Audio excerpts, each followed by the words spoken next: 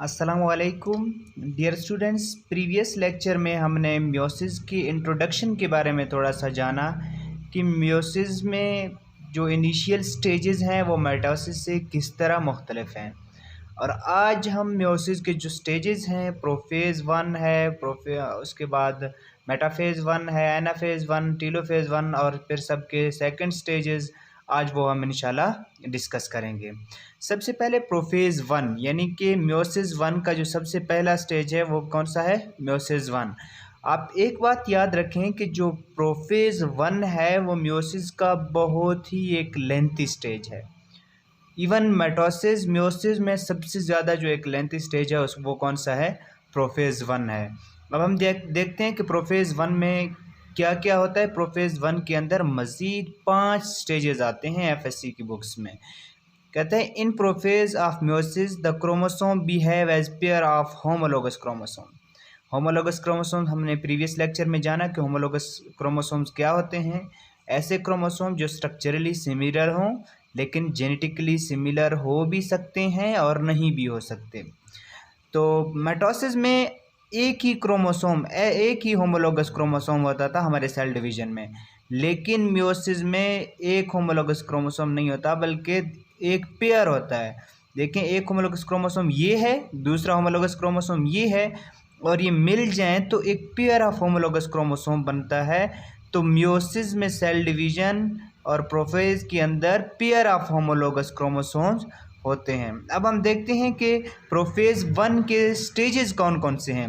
सबसे पहला जो स्टेज है उसको कहते हैं leptotene. The chromosome become visible. देखें, प्रोफेज़ 1 जो है वो शुरू होता है मेटोटिक फेज़ का सबसे पहला फेज़ है मेटोटिक फेज़ यानी डिवाइडिंग फेज़ का। अब इससे पहले होता है इंटरफेज़। इंटरफेज़ में तो क्रोमोसोम्स दिखाई नहीं देते। इंटरफेज़ में तो क्रोमोसोम जो हैं वो इनविजिबल हैं, थ्रेड लाइक स्ट्रक्चर हैं, दिखाई नहीं देते। लिहाजा जब लेप्टोटीन यानी कि प्रोफेज़ का सबसे पहला स्टेज है ये शुरू हो जाता है तो क्रोमोसोम थोड़े से विजिबल हो जाते हैं, कंडेंस हो जाते हैं। Homologous chromosome get started. अब ये होमोलोगस क्रोमोसोम मैंने यहाँ पर शो की, ये अपनी आसानी के लिए मैंने इस तरह बनाए। वैसे तो होमोलोगस क्रोमोसोम को हम ऐसे ड्रा करते हैं, लेकिन आसानी के लिए, समझने के लिए हम उसको ऐसे भी ड्राइव कर सकते हैं। अब आप देखें, कह रहे हैं कि homologous chromosomes get started closure.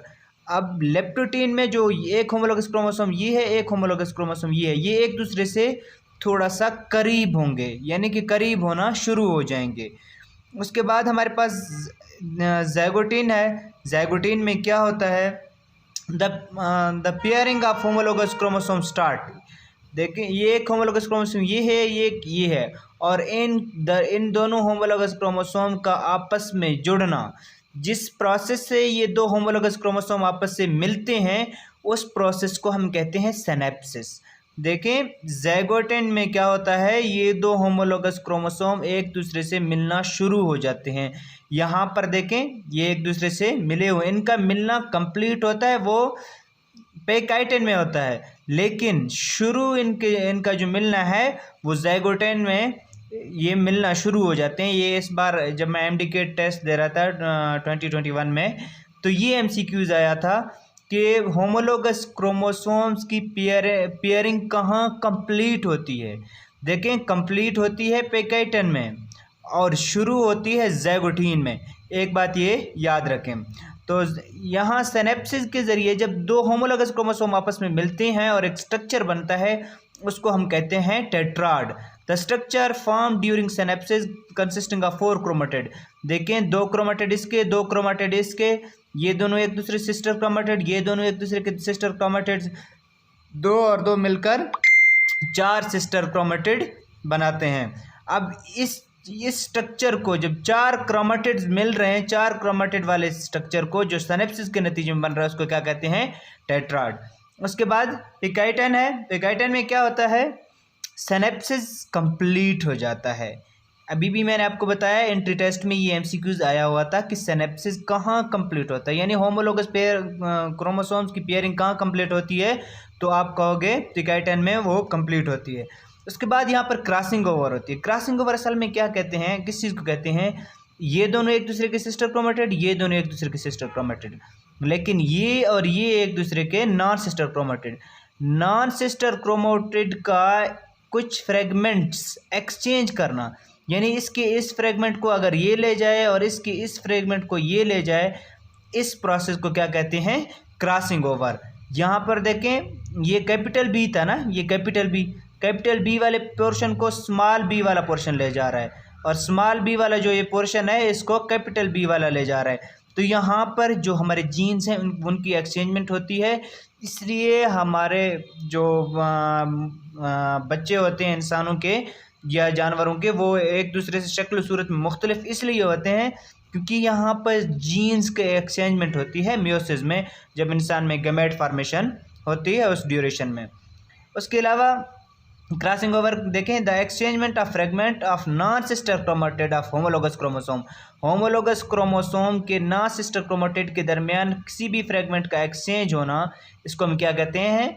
Crossing over. यहाँ पर मैंने आपकी आसानी के लिए बनाया है, देखें इसके पास स्मॉल ए और बी क्रोमेटिड का ये वाला स्मॉल बी वाला पोर्शन इसके पास आ गया, और इसका कैपिटल बी वाला पोर्शन इसके पास आ गया। इससे जीन की एक्सचेंजमेंट हुई। ये हम आगे समझेंगे कि ये कैसे होगा। यहाँ पर तो मैं आपको जस्ट क्रॉसिंग ओवर को समझाने के लिए ये चीज़ बता रहा हूँ। उसके बाद chiasmata, the chi like structure form between the non sister chromatids of homologous chromosome is called chiasmata. अब देखें, काई किसी को कहते हैं? ये वाला जो साइन है इसको क्या कहते हैं हम? काई। अब यहाँ देखें, ये नॉन सिस्टर क्रोमेटिड है, इनके दरमियान ये वाला काई लाइक स्ट्रक्चर है, इस स्ट्रक्चर को हम क्या कहते हैं? कियाज़मेटा। अच्छा, उसके बाद डिप्लोटीन है। डिप्लोटीन में क्या होता है? होमोलोगस क्रोमोसोम सेपरेट होना शुरू हो जाते हैं, सेपरेट नहीं होते, एक दूसरे को धकेलना शुरू हो जाते हैं। डिप्लोटीन में क्या करते हैं? Repel each other but still attach at chiasmata. ये एक दूसरे से को रिपेल करते हैं, लेकिन कियाज़मेटा से अभी भी डिप्लोटीन स्टेज पर भी एक दूसरे से जुदा नहीं होते, बल्कि वो एक दूसरे से कनेक्टेड रहते हैं जस्ट कियाज़मेटा के जरिए। अच्छा, डाइकिनेसिस में क्या होता है? The condensation of chromosome maximum. यहाँ पर क्रोमोसोम की कंडेंसेशन मैक्सिमम होती है। इस ड्यूरेशन में क्रोमोसोम को सबसे आसानी देखा जा सकता है। इसके बाद फिर ऐसा ऐसा डीकंडेंस होना शुरू हो जाता है, फिर आखिर में जाकर टीलोफेज के बाद डीकंडेंस हो जाता है और क्रोमेटिन की शक्ल अख्तियार कर लेता है। उसके बाद मेटाफेज है। मेटाफेज में क्या? होमोलोगस क्रोमोसोम सेपरेट हो जाते हैं। हाँ, यहाँ पर होमोलोगस क्रोमोसोम की सेपरेशन भी यहाँ होती है, जैसे यहाँ पर मैंने आपको बताया, एक होमोलोगस क्रोमोसोम ये इनके दरमियान क्रॉसिंग ओवर हो गई, कियाज़मेटा बन गया, और डिप्लोटीन में इनके दरमियान रिपल्शन शुरू हुई, और डाइकिनेसिस में ये देखें सेपरेट हो गए एक दूसरे से। मेटाफेज में क्या होता है कि स्पेंडल फाइबर्स जो हैं, कैनेटोकोर फाइबर्स हैं, वो होमोलोगस क्रोमोसोम के साथ आकर अटैच हो जाते हैं। जबकि आपको याद होगा मेटासिस में एक क्रोमोसोम होता था और उसके दोनों तरफ से कैनेटोकोर फाइबर्स आते थे और एक ही क्रोमोसोम से अटैच हो जाते हैं। लेकिन यहाँ पर देखो तो कैनेटोकोर फाइबर सेंट्रियोल से निकलकर एक होमोलोगस क्रोमोसोम के एक साइड पे ओनली अटैच हो रहा है, दूसरी साइड पे कोई होमोलोगस क्रोमोसोम स्पेंडल फाइबर नहीं है। लिहाजा ये मेटासिस से इसकी एक डिफरेंस भी है। मैं अगर आपको प्रीवियस लेक्चर दिखाऊं तो यहाँ पर देखें, मेटासिस में ये होमोलोगस क्रोमोसोम था और इसके साथ कैनेटोकोर फाइबर्स जो आ रहे थे वो एक ही क्रोमोसोम के से अटैच हो रहे थे दोनों। लेकिन यहाँ पर अगर आप देखें तो मेटासिस की ये अपोजिट है, और जो स्पिंडल फाइबर्स है वो क्रोमोसोम के एक साइड पे अटैच हो रहा है, जबकि दूसरी साइड पे नहीं है। ये मेटाफेज 1 और मेटोसिस के मेटाफेज के दरमियान एक डिफरेंस है।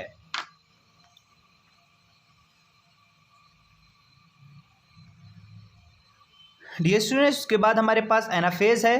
Kinetochore fibre contract and pole fibre relax. ये तो हमने पहले भी पढ़ा कि एनाफेज में क्या होता है। हमने कहा था ये क्रिटिकल जो है वो फेज़ होता है जिसमें कैनेटोकोर फाइबर्स रिलैक्स हो जाते हैं, और जो हमारे पास पोलर फाइबर्स हैं वो कैनेटोकोर कंट्रैक्ट हो जाते हैं, और हमारे पास पोल फाइबर्स जो हैं वो एलोंगेट हो जाते हैं, जिसकी वजह से क्रोमोसोम पोल की तरफ चले जाते हैं और होमोलोगस क्रोमोसोम से सेपरेट। एक बात यहाँ पर बहुत अहम है कि मेटोसिस में क्या होता था, सिस्टर क्रोमेटिड एक दूसरे से अलग होते थे, लेकिन यहाँ पर कहता है कि सिस्टर क्रोमेटिड एक दूसरे से सेपरेट नहीं होते बल्कि होमोलोगस क्रोमोसोम सेपरेट होते हैं। देखें, ये एक होमोलोगस क्रोमोसोम पूरा इधर आ गया, ये पूरा इधर आ गया, यानी कि ये दोनों सिस्टर क्रोमेटिड थे, ये दोनों आपस से अलग अलग नहीं हुए। जबकि आपको याद होगा माइटोसिस में अगर आपको मैं दिखाऊं तो वहाँ पर सिस्टर क्रोमेटिड सेपरेट हो गए थे। यहाँ पर देखें, सिस्टर क्रोमेटिड सेपरेट हो गए हैं, एक दूसरे से अलहदा हो गए हैं, जबकि मियोसिस में सिस्टर क्रोमेटिड्स एक दूसरे से अलहदा नहीं हुए बल्कि वो एक दूसरे के साथ मिले हुए हैं। जस्ट हमारे पास होमोलोगस क्रोमोसोम्स थे, वो एक दूसरे से सेपरेट हो गए और पोल्स की तरफ चले गए। अच्छा, टीलोफेज में क्या होता है? टीलोफेज में न्यूक्लियर मेम्ब्रेन आपको पता है फिर से फॉर्म हो जाता है, पहले ख़त्म हो जाता था फिर फॉर्म हो जाता है। जो दो डॉटर न्यूक्ली हैं वो सेल के कोने पे चले जाते हैं, पोल की साइड पे चले जाते हैं और आखिरकार ऐसा होता है कि साइटोप्लाज्म जो है यहाँ से डिवाइड हो जाता है और दो सेल बन जाते हैं और हाफ नंबर ऑफ क्रोमोसोम्स हैं इनके पास। अब यहाँ पर ये मियोसिस 2 आगे से शुरू होगा, लेकिन माइटोसिस में यहाँ से आगे एस फेज आता था, इंटरफेज आता था, इंटरफेज में एस फेज होता था, लेकिन यहाँ पर मियोसिस में एस फेज आता है, इंटरफेज आता है, लेकिन वहाँ पर डुप्लीकेशन नहीं होती। इंटरफेज बहुत छोटे से वक्फे के लिए आता है लेकिन डुप्लीकेशन नहीं होती। यहाँ पर नंबर ऑफ क्रोमोसोम ये रहते हैं और यहाँ से आगे जो मियोसिस है वो सेम एज माइटोसिस है। अगर मैं आपको दिखाऊं कि माइटोसिस में किस तरह है, अब अगर आपने प्रीवियस लेक्चर नहीं देखा तो माइटोसिस के फेजेस समझेंगे तो मियोसिस भी माइटोसिस की तरह ही है। अगर आप यहाँ से देखें कि क्या होता है, ये लेट सपोज अब हम इसको प्रोफेज 1 बना लेते हैं, प्रोफेज 2 बनाते हैं, मतलब ये मियोसिस 2 है। ओके, ये मेटाफेज 2 बनाते हैं इसको, और इसके अलावा इसको एनाफेज 2 बनाते हैं और इसको टीलोफेज 2 बनाते हैं। अब यहाँ पर देखें प्रोफेज, अगर ये प्रीवियस लेक्चर आपने नहीं देखा तो आप पहले माइटोसिस का ये लेक्चर देखें, उसके बाद आप मियोसिस 2 आसानी से समझ सकते हैं। प्रोफेज में क्या होता है, न्यूक्लियर एनवेलप डिसअपीयर होता है, न्यूक्लियर मटेरियल साइटोप्लाज्म में चला जाते हैं और माइटोटिक अपरेटस फॉर्म हो जाता है। मेटाफेज में क्या होता है, क्रोमोसोम अलाइन हो जाते हैं सेंटर पर और कैनेटोकोर फाइबर्स दोनों साइड से आ जाते हैं और अटैच हो जाते हैं और उनको एक प्लेट की शक्ल दे देते हैं। और एनाफेज में सिस्टर क्रोमेटिड सेपरेट हो जाते हैं, जो एनाफेज 2 है उसमें भी ऐसे ही होता है, ये सिस्टर क्रोमेटिड सेपरेट हो गए, यानी कि ये स्टेज भी माइटोसिस का मियोसिस 2 के बराबर है। टीलोफेज में भी सेम सिचुएशन है कि न्यूक्लियर मेम्ब्रेन फॉर्म हो जाता है और जो क्रोमेटिन मटेरियल है, जो क्रोमोसोम है, वो डिसअपीयर हो जाते हैं और न्यूक्लियाई दोबारा अपीयर हो जाता है और मेटाटिक अपरेटस हमारे पास ख़त्म हो जाता है। और ये माइटोसिस और मियोसिस 2 के दोनों स्टेजेस एक दूसरे से सिमिलर हैं। थैंक यू डियर स्टूडेंट, अल्लाह हाफिज़।